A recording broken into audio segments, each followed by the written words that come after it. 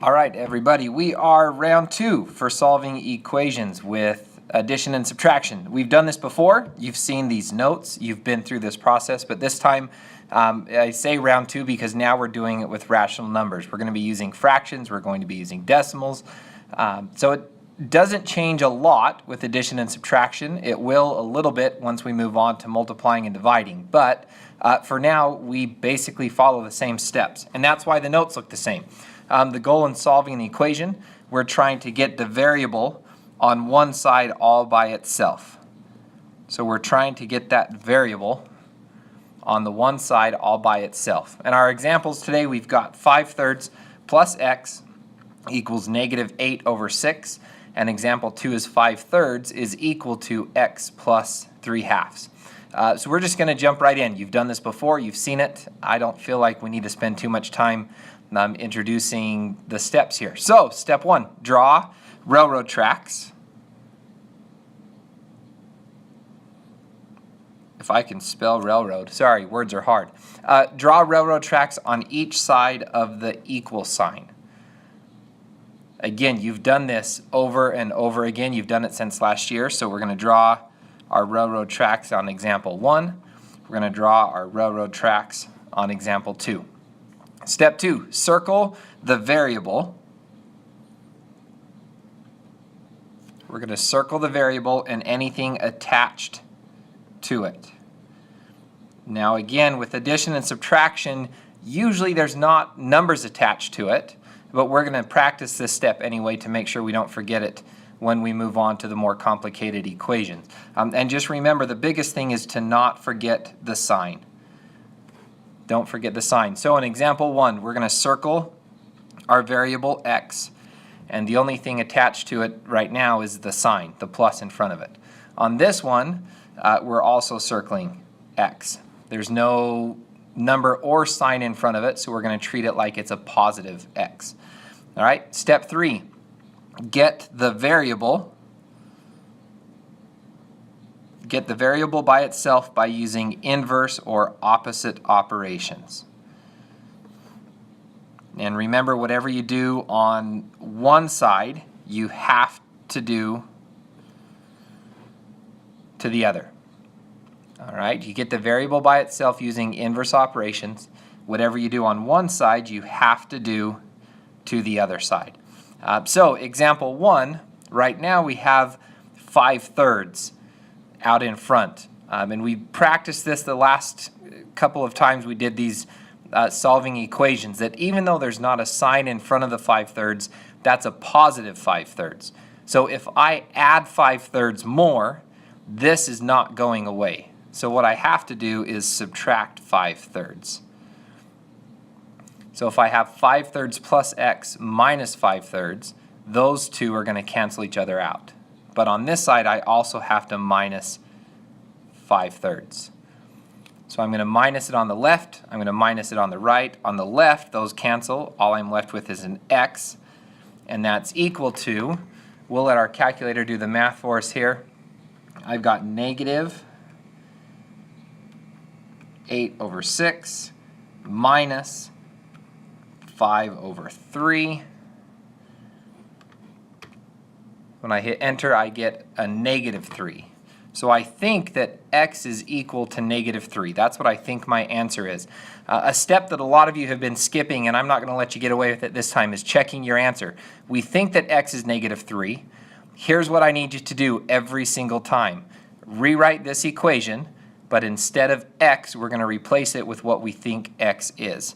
So up here, I'm going to write 5/3 plus a -3. And I'm wondering if that is equal to -8/6. So I'm going to check it on my calculator. I've got 5/3 plus, not best friend button, plus -3. And when I hit enter, it tells me that that's a -4/3. That's a little bit different form than what I have. I have -8/6. I know that those are the same thing, but just to make sure, I'm going to plug in -8/6. And when I hit my best friend button, Well, it's going to convert it for us, but let's do it without having to convert it. Let's just do -8 sixths. If I hit my best friend button, that's going to turn it into a decimal. If I hit enter, it'll simplify it for me. So the left side was -4 thirds. The right side is -4 thirds. So those are equal. I can put a check mark there because I know they're the same. This check mark doesn't show up until I know that they're the same. The last couple times that we've done these on our assignments, I've seen things like -3 times -2 equals -6, and I've seen a check mark.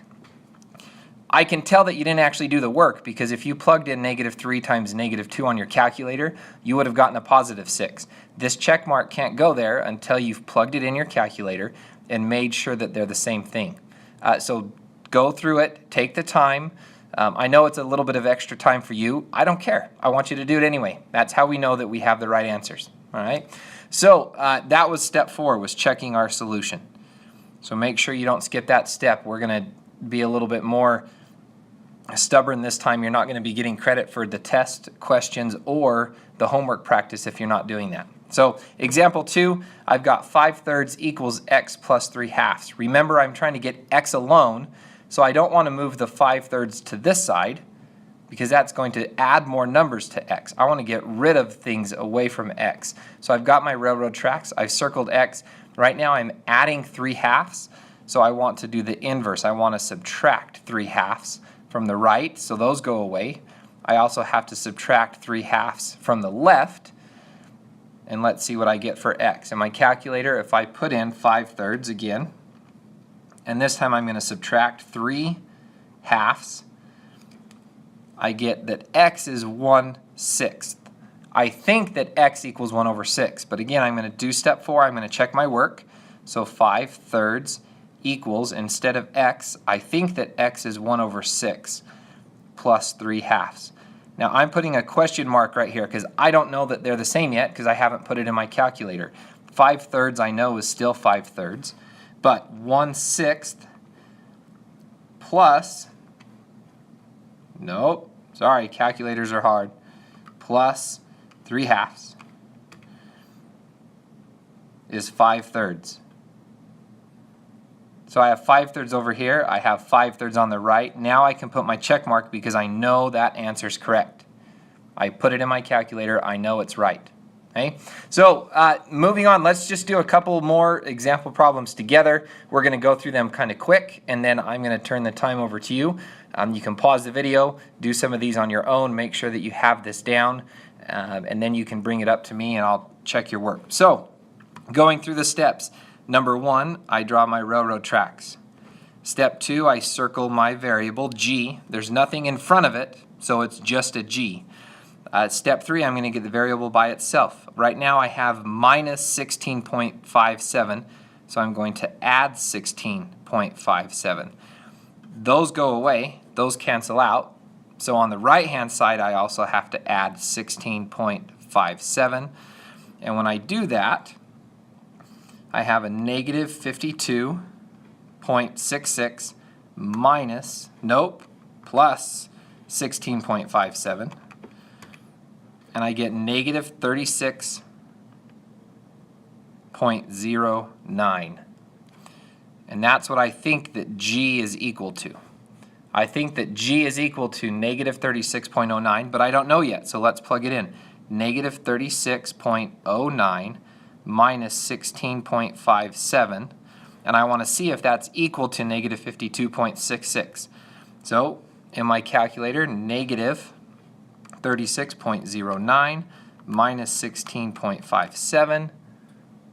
When I hit enter, I get -52.66, which is what I wanted. So that is equal to -52.66. I can put that check mark because I put it in my calculator. I know it's true. All right, let's move on. Number 2, railroad tracks.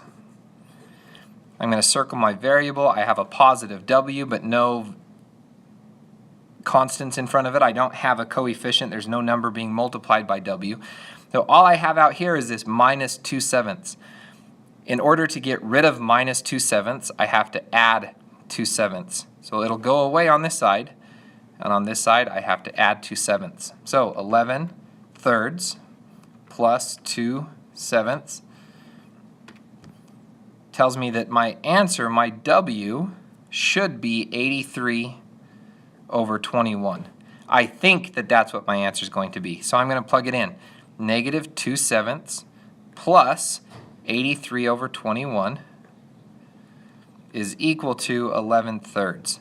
I think. I don't know yet. So let's try it. Negative 2/7 plus 83/21 is equal to 11/3. I got 11/3 on this side. That is equal to 11/3. That's what I'm looking for, so I know my answer is correct. Okay? Moving on, last one, and then it's your turn. Railroad tracks. Circle my variable. Anything attached to it, right now it's just a plus sign. Right here I have 4.125. I want to move it to the left. I don't want to move the 4/9 closer to my F. I want to get rid of things. So this is a positive 4.125. I want a minus 4.125. So it's going to go away on this side. All I'm left with is F. And on this side I need to minus 4.125. Now I'm subtracting a decimal from a fraction. I'm okay with that. There's nothing wrong with doing that. So let's do it. 4/9, not 4 parentheses, 4/9 minus 4.125 is going to give me a big ugly fraction, or sorry, a big ugly decimal. I don't think that's going to turn into a very nice, well, never mind, it does. I was worried. I don't want to try and write that decimal. That's a lot of decimal points to go to. So I just hit my best friend button and it gave me a fraction. That fraction is a lot better looking than that decimal. So I'm going to write my answer as the fraction. I'm going to write my answer as negative 265/72. And then I'm going to plug it in. I think that 4/9 is equal to 4.125 plus a negative 265/72. I think. So there's my question mark. So let's plug it in. 4.125 plus a negative 265/72. And when I hit enter, I get 0.44444. It's giving it to me as a decimal. It's kind of hard to compare that decimal to this fraction. So I'm going to change it to a fraction so I can make sure it's the same. And it is the same. 4/9 on the left, 4/9 on the right. Check mark. They're the same. My answer's correct. Okay? It's your turn now. You've got 3 problems here. G plus 4 1/8. 2.35 plus S, and then negative 2/15 equals 8/3 plus H.